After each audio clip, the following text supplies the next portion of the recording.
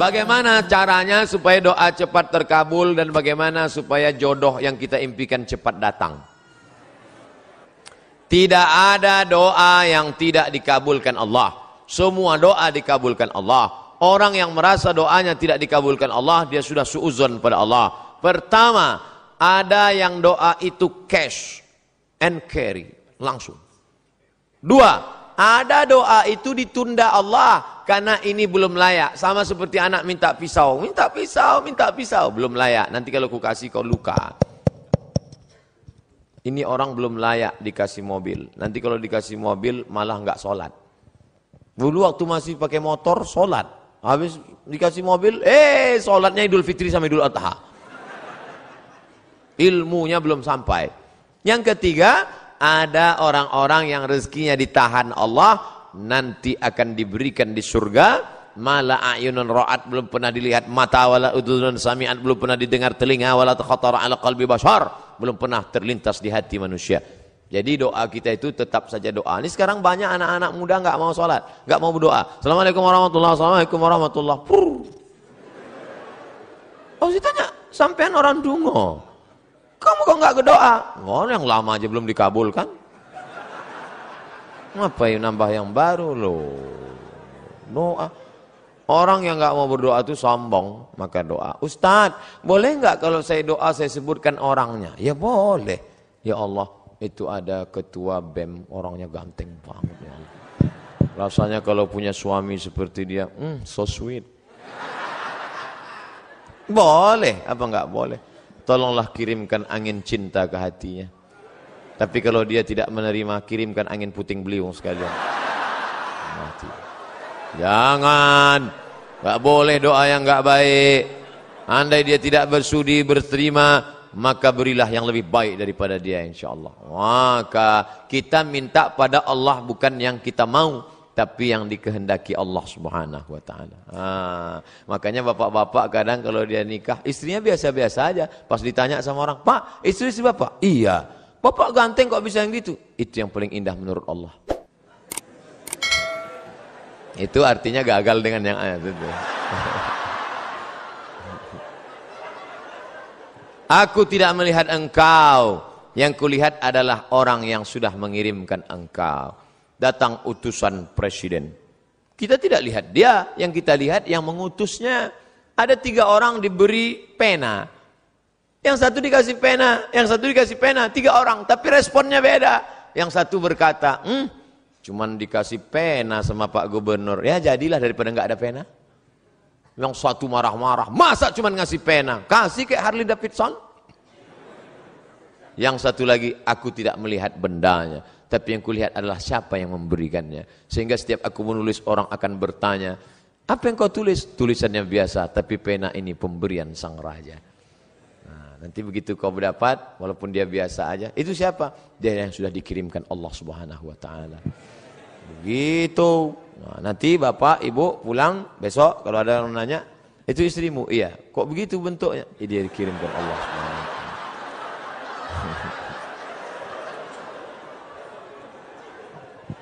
Jangan pernah kau berhenti bosan berdoa kepada Allah Subhanahu wa Ta'ala. Tapi tetap ada usaha. Itu ada kiai, santrinya banyak, ya pendekatan lah kiai. Ustaz, saya sudah ditolak calon mertua saya, gimana caranya? Jangan kamu sendiri ngadap ke sana.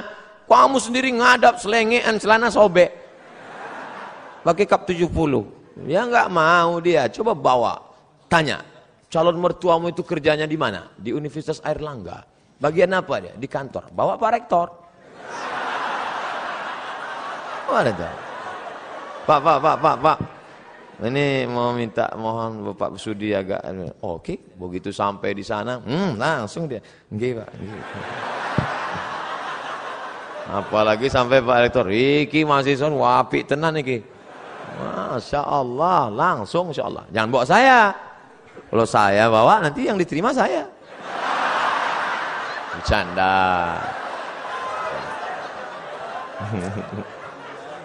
Ustadz, saya punya pertanyaan Ustadz, bagaimana caranya agar kita ikhlas dan kuat ketika kita ditinggalkan oleh kedua orang tua kita menghadap Sang Ilahi?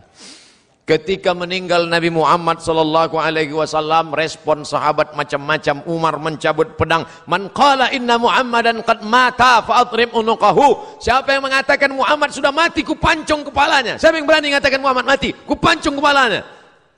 Akhirnya datang Abu Bakar Siddiq membacakan ayat, wa ma Muhammadun illa rasul. Muhammad bukan Tuhan, dia hanya seorang rasul. Qad khalat min qablihi rusul. Sebelumnya sudah ada rasul-rasul tapi meninggal dunia. Afa immata, kalau dia meninggal, au qutila, atau dibunuh orang, inqalabtum ala aqabikum, apakah kamu akan berbalik kepada agama kamu yang lama? Wa may yanqalib ala aqibaihi, siapa yang murtad meninggalkan agama ini, falan yadurrallaha syai'a, Allah tidak rugi walau sedikit pun. Wa sayajzillahu syakirin, Allah tetap akan memberikan balasan pada orang yang bersyukur. Jatuh pedang Umar bin Khattab. Orang setingkat Umar saja pun tetap bisa lupa ayat. Hari ini Abdul Somad yang menasihati, sabar ya, sabar ya. Tapi ketika musibah itu datang, as-sabru inda sadmatil ula, sabar itu datang pada pukulan yang pertama. Maka balikkan pada Allah. Ini ujian. Sabar. Ayah kita meninggal, ibu kita meninggal. Sabar. Memang berat. Terasa lembut lunak tanah itu dipijak. Terasa gempa bumi. Tapi datang kawan-kawan menyabarkan. Alladzina idza asabathum musibah qalu inna lillahi wa inna ilaihi raji'un. Ini bukan punya kita. Ini punya Allah. Allah ambil, dia lebih sayang. Allah hanya ingin melihat kau sabar. Nabi Muhammad anak yatim, Imam Syafi'i anak yatim, ulama-ulama kita anak yatim. Jangan sedih menjadi yatim, karena Allah ingin memuliakanmu. Kamu sama dengan Nabi Muhammad sallallahu alaihi wasallam. Fa ammal yatima fala taqhar, jangan kau hardi. Nah, jadi sabar. Makanya banyak kita lihat suami-suami yang ketika istrinya meninggal sabar dia. Tak ada dia menangis. Setetes pun air matanya tak ada menangis. Bapak enggak sedih, Pak? Itu pinjaman dari Allah, Pak Ustaz. Sampai akhirnya Allah mengambil. Apa yang mesti saya sedihkan? Ustaz nih kalau cerita selalu enggak enak aja. Oke, kita balik. Sekarang kita balik suami yang meninggal. Ibu tuh enggak nangis. Banyak orang heran. Ibu enggak nangis. Enggak, Pak Ustaz. Kenapa? Udah lama aku tunggu.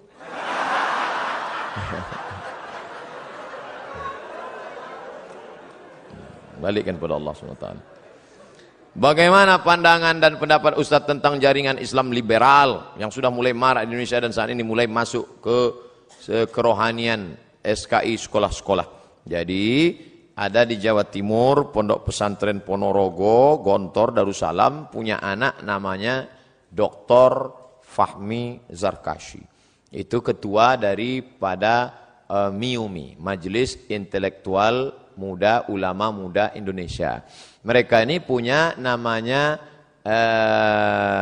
INSIS, bukan ISIS, INSIS, INSIST. Ini yang konsen dalam masalah mengcounter liberal.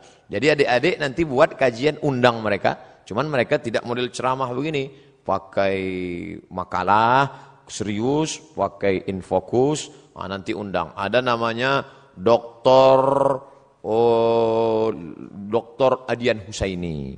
Kemudian ada pula Dr. Fahmi Zarkashi dari London, Inggris. S2-nya dari IIU, International Islamic University di Islamabad, Pakistan. Ada lagi dapat doktor 2. Satu dari Bonn, Pak Jerman, yang satu lagi dari Istak.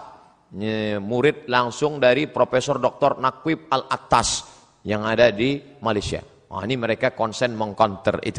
Nanti adik-adik is a world Islamic view, bagaimana memandang dengan pandangan Islam, bagaimana program brainwash, cuci otak, bagaimana itu semua dari pagi sampai makan siang zuhur sampai sore sehari membahas tentang masalah itu dengan pakar-pakarnya. Insya Allah ke depan buat program apakah sebulan sekali atau 2 bulan sekali atau 3 bulan sekali, apakah triwulan, apakah caturwulan, bulan ini ustadz ini, bulan depan ustadz ini. Tapi kalau untuk insist tadi harus satu paket. Ini insya Allah memberikan pandangan yang baru buat kita semua insyaallah. Amin. Kertas terakhir, minta doa untuk siswa-siswi SMA Negeri 9 Surabaya yang akan menghadapi ujian nasional. Hadir 2000 siswa-siswi. Di mahasiswa-siswi ini.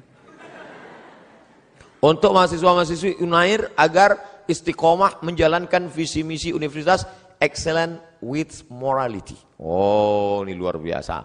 Tetap excellent, tetap peringkat tinggi, tetap berprestasi secara intelektual, tapi with morality. Tapi tetap berakhlakul karimah. IP-nya 4, tapi juga tahajudnya rajin, fisiknya sehat. Amin. Al-mu'minul qawi, mukmin yang kuat, kuat fisik, kuat mental, kuat ekonomi, kuat otak, kuat hati, kuat iman, kuat ilmu, kuat amal. Khairun, lebih baik, wa ahabbu ilallah, lebih dicintai Allah. Minal mu'minid dha'if, daripada mukmin yang lemah. Mudah-mudahan selesai kajian ini tidak bim salabim abrakadabra, tapi berproses menuju kebaikan insyaallah. Amin ya rabbal alamin. Ala hazihi niyah wa kulli niyatin salihah. Al-Fatihah. A'udzu billahi minasy syaithanir rajim. Bismillahirrahmanirrahim.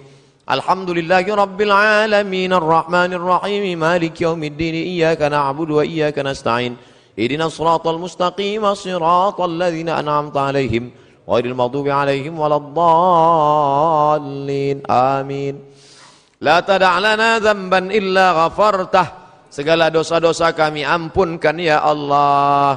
Wala dainan illa qadaitah. Segala hutang piutang kami bantulah kami melunasinya ya Allah. Wala raghiban illa anjabatah. Yang ingin punya anak setelah menikah berikanlah anak yang saleh dan salihah. Wala aziban illa zawwajtah. Yang ingin menikah berikanlah jodoh yang baik dan mudahkan urusan pernikahannya ya Allah. Wala maridan illa syafaitah. Yang kau uji dengan penyakit, angkat penyakitnya, berikan kesembuhan ya Allah. Wala mayitan illa rahimtah. Yang meninggal dunia curahkan rahmat ampunanmu, kasih sayangmu pada mereka ya Allah. Wala mumtahinan illa najahtah. Yang akan menghadapi ujian berikanlah kelulusan dengan nilai terbaik ya Allah. Ya muyassir kulla asir. Wahai engkau yang memudahkan segala yang sulit. Fa inna kulla asirin alaika yasir. Segala yang sulit mudah bagimu ya Allah. Fa yassir lana umura abnaina. Mudahkanlah segala urusan anak-anak kami yang menghadapi ujian akhir nasional ya Allah. Allahumma inna na'udzubika minal hammi wal hazan. Jauhkan kami dari susah hati dan kesulitan. Wal ajzi wal kasal. Jauhkan kami dari sifat lemah dan malas. Wal jubni wal bukhul. Jauhkan kami dari sifat pengecut dan pelit. Wa dhala'id daini wa ghalabatir rijal. Jauhkan kami dari dililit hutang dan dikuasai orang lain ya Allah. Allahumma rzuqna imaman adila. Berikan kami pemimpin-pemimpin yang adil ya Allah, yang menolong agamamu ya Allah.